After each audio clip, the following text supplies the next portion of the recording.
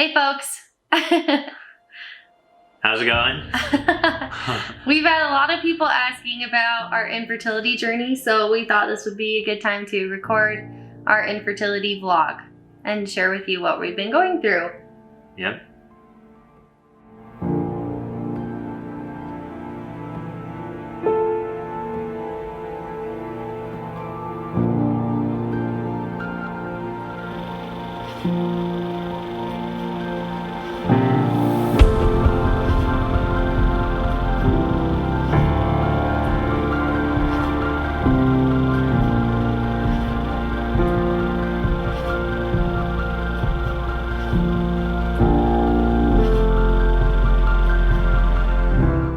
So we thought we would start just from the beginning, and I would share a little bit about like what I went through when I was young, right before we got married.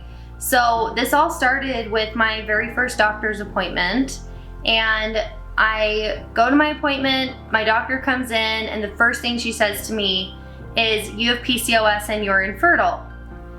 And I was so young, like I was just fresh off my mission, and I didn't really know what questions to ask, and I was alone, and so I just said, okay. I mean, really, being like younger or whatever, and going to the doctors, and maybe we're different, but I feel like you never really know what question to ask, or you never really know if you can even ask a doctor any questions. You kind of just assume that because they've gone to school for such a long time, because they've been practicing medicine for so many years, that they're like the standard. They know pretty much anything and everything about medicine, and you don't really think to like question anybody, right?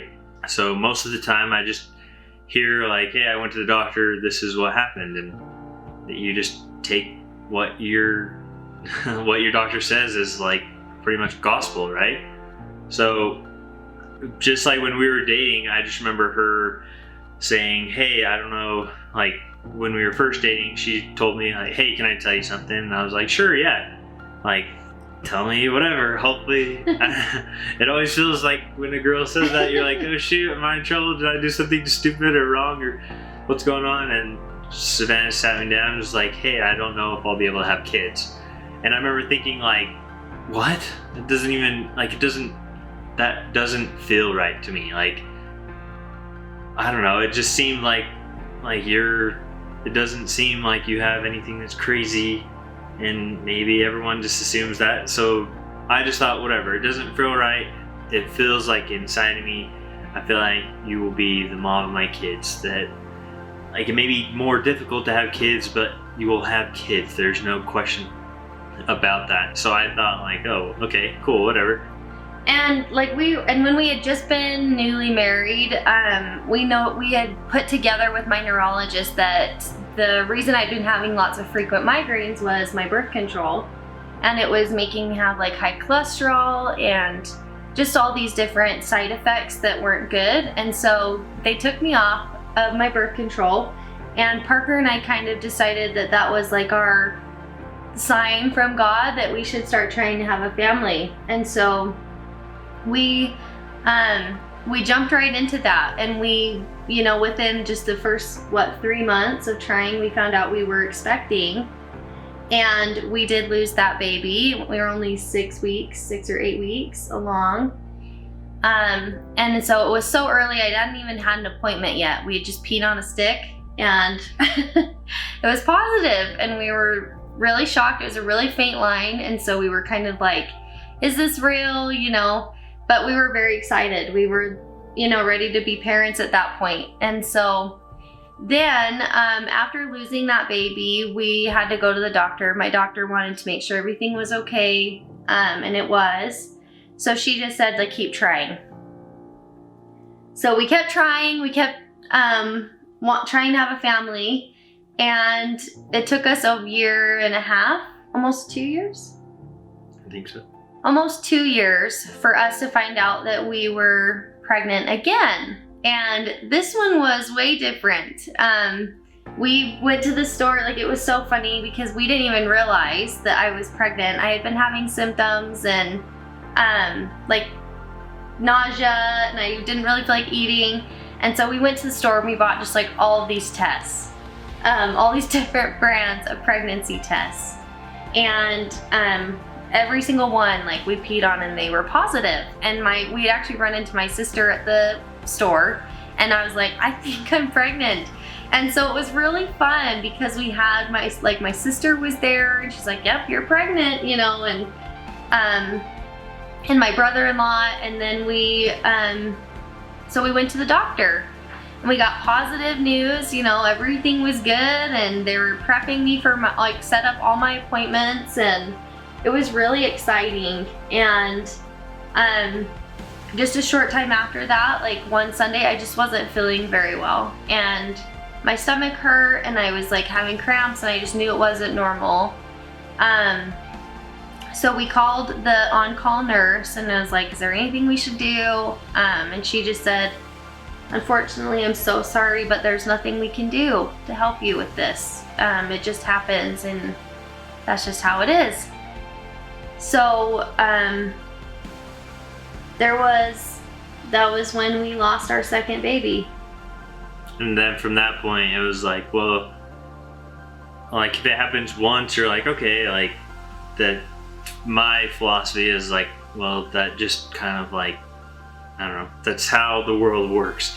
Sometimes it doesn't always work out perfectly the first time, and then the second time it's like, okay, maybe this is just how it is too. Like, I don't know, but maybe let's look into other options to figure out, like, hey, are we both lacking in maybe, I don't know, some vitamin, or is Savannah needing like different hormones to maybe balance out? Like, how can we fix our personal health so that we can figure out, like, so Savannah can stay pregnant so we can have a kid. And then that's when Savannah started going to the doctor a lot, and that was when we started all the tests. Yeah, so, I mean, on top of like being extremely depressed, I feel like we both went through a period after that one that I feel like I was depressed for probably 6 months or more. But we, you know, after that, it also like fueled us to get some answers, because we were like, it's taken us almost 3 years now to even, 2.5 years. Anyways, it taken us a while to even get pregnant. And so we needed some answers. And so I went to my doctor after that pregnancy, and she was like, yeah, I'm so sorry, but after your third pregnancy, then we'll look into it. Like after you lose your third baby. And I was like, I get that they want to make sure before they like subject you to any tests and whatnot, but I didn't like how it was phrased. And I felt like, why would you want me to go through this again? Like, I've gone through this twice now, and you already know that there's some underlying issues. Like, why wouldn't we look for more answers? And I think we were both kind of at that point, like scratching our heads, like, this is weird. Like, what I would have thought it would have been a different outcome, right? Like, the doctor would have said, hey, like, it's happened twice. Let's figure out maybe some things that we could do to help you too. And so we were both confused, like, this wasn't the response we were expecting.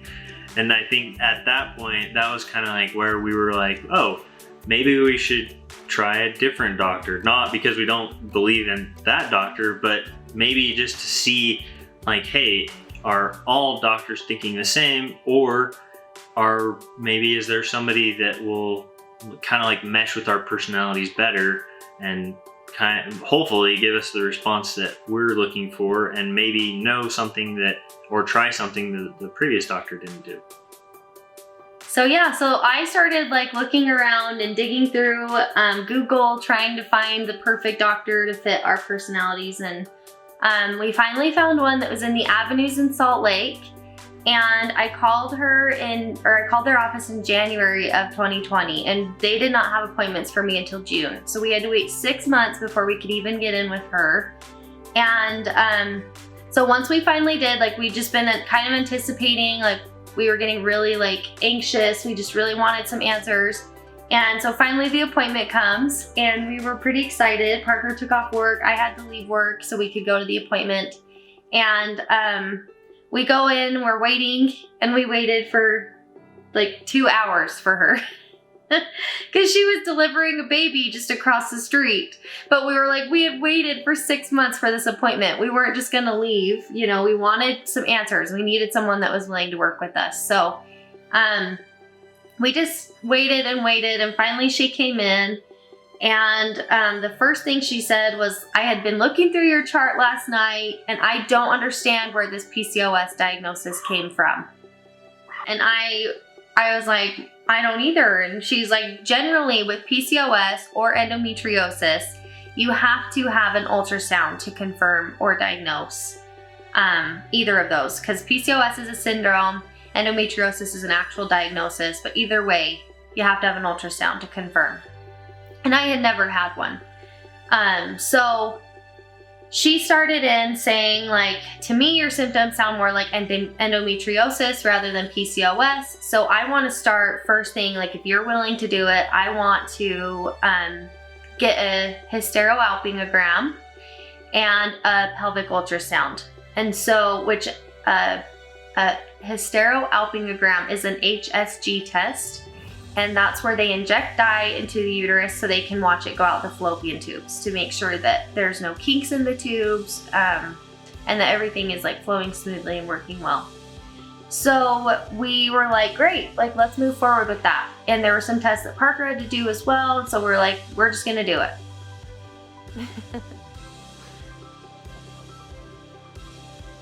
We just had our first appointment with our new OB.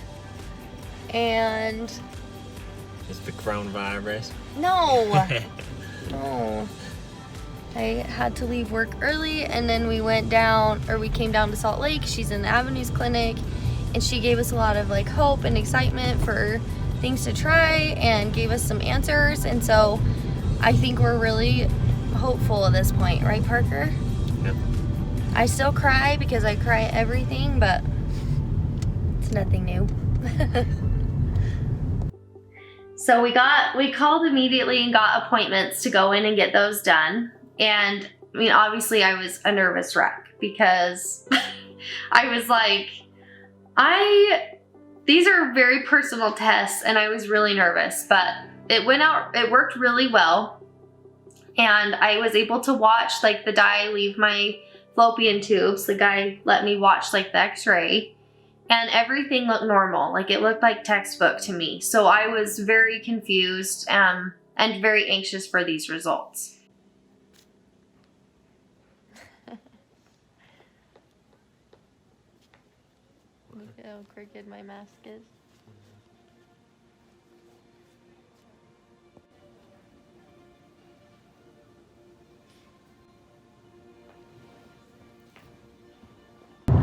We just did the HSG and ultrasound, and my skin, look at it. Basically an HSG is where you lay under an x-ray machine and they inject saline or with contrast into your uterus so that they can see the trail of your fallopian tubes and make sure that it's exiting the body correctly or exiting your uterus correctly. And things are all good. They said they didn't see any polyps, and so they didn't feel as if PCOS was probably the case. But they did also do the ultrasound, which I won't know results until probably tomorrow. Parker had to sit in the waiting room. For a long time. Yeah. So, we shall see. So we finally got a call from her office and she said, everything's good. You don't have PCOS, you don't have endometriosis, you're normal, basically. So she had no answers for me. And yeah, so next it was just waiting for Parker, and everything came back good. We don't really have any answers. It was it was good because now we have clarity on like what's going on with us both, that we're both healthy and everything's working the way it should. So yeah. Yeah. But I guess it kind of like, I don't know, confirmed my feeling as like, hey, Savannah's like normal. I was like, see, I was right all along. And it made me think, I guess what kind of like ended after that is like, okay, all of these things that were like head scratchers that originally happened, it kind of just like confirmed based off of how the doctor was too.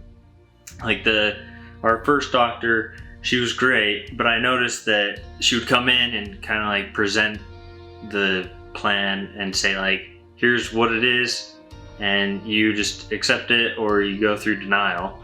And then this second doctor that we went through, she would, I don't know, got to know Savannah and asked me questions. And I remember thinking like, you genuinely care about people. And so I felt like that develops confidence in me or in us with that doctor, saying like, oh, this doctor genuinely cares. She's going to do whatever she can to help us. And then at the end, it seemed like, okay, even though we have to do some extra tests and sometimes that costs a little bit more money, it's better to pay for the test to figure out, hey, you're totally like a healthy person, or maybe you have to figure out, hey, you need to take extra vitamins or hormones that will maybe help you. But I think ultimately that kind of is like a confirmation of like, hey, here's a visual confirmation that you can see what your results are. Mm-hmm. And the good news is that like, I mean, there's nothing that our OBGYN can do for us at this point. She was kind of like baffled and was like, I would go to a fertility center, and that they can kind of pinpoint things and do more in-depth like tests to find out what's going on. And there was kind of an explanation. I kind of relate to Friends. So if you watch Friends, you know Monica and Chandler. And Monica and Chandler kind of after they have been together, they have some struggles with having a baby. And they find out that they both have kind of hostile environments, is I think how they put it. So that's us.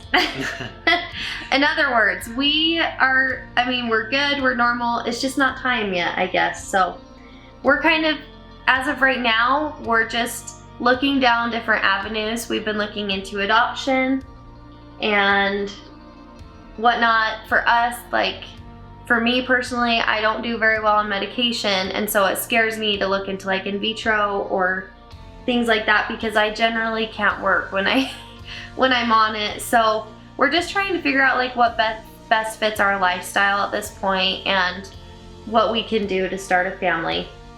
Yeah, because ultimately, say, I don't know, whatever path is best, then that will ultimately be the option that we choose, right? So I think of it this way, is like, okay, Savannah has migraines. Is it like, say you have to get off medicine to have a baby, is it worth enduring painful migraines, or is it worth maybe looking at other options for having a kid? Mm-hmm. So that's kind of like the ideas that we weigh and kind of goes through our heads. Mm-hmm. And we do feel like we're getting old, but we are still really young, and so we have a lot of time to figure this out. So we're just trying to give ourselves like the time that we need to process everything that happened. It was kind of really dramatic to go from like, Savannah, you have PCOS, and you like this thing that I feel like has been causing so many problems, to like, I'm good. So, I mean, it's such a breath of fresh air, but ultimately we're just taking the time that we need to get to where we feel confident in the future.